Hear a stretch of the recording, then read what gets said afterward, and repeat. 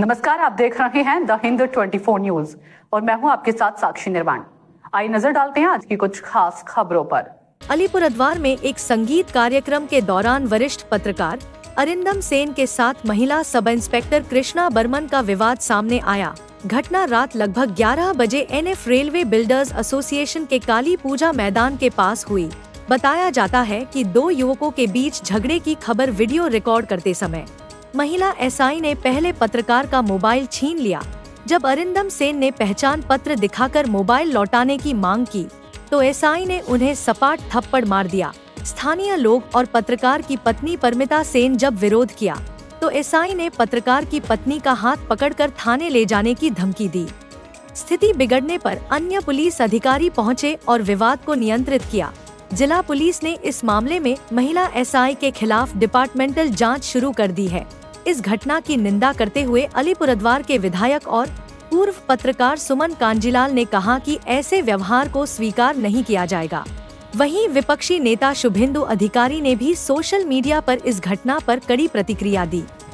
गतकाल राते अलीपुरद्वार जंक्शने NF railway builders एसोसिएशনের কালীপূজা প্রাঙ্গণে একটি ঘটনা ঘটেছে, যেখানে আমরা সবাই ইতিমধ্যে জেনেছি যে সাংবাদিক অরিন্দম সেন সে তার কাজ করছিল এবং সেখানে তার উপর একটি হেনস্থা হয় এবং তাকে কোনো একজন মহিলা পুলিশ তার উপর শারীরিক নির্যাতন করেছেন, এরকম একটা অভিযোগ এসছে।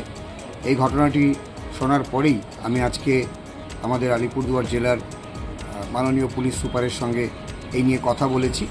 আমি এই ঘটনাটির প্রথমে তীব্র প্রতিবাদ জানাচ্ছি। কোনোভাবেই কর্তব্যরত সাংবাদিকদের উপর এইভাবে আমি তো দাঁড়াইছিলাম, প্রোগ্রাম চলছিল।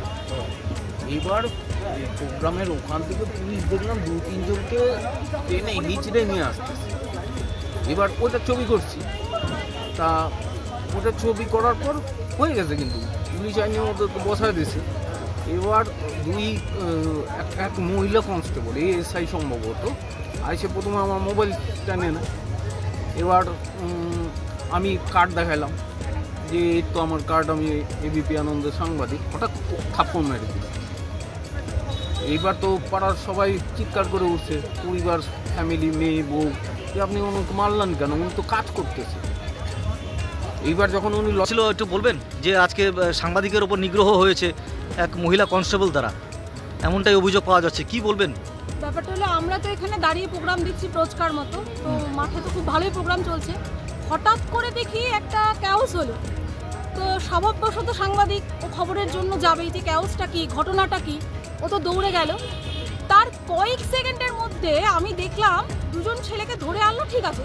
তার পরমুহূর্তে দেখি ওর কলার ধরে টানতে টানতে একজন লেডি অফিসার হবে কি কনস্টেবল হবে, আই ডোন্ট নো, সে আসছে এবং তার মোবাইলটা স্ন্যাচ করছে এবং আমি দেখলাম সপাটে একটা চোর মারলো তাকে।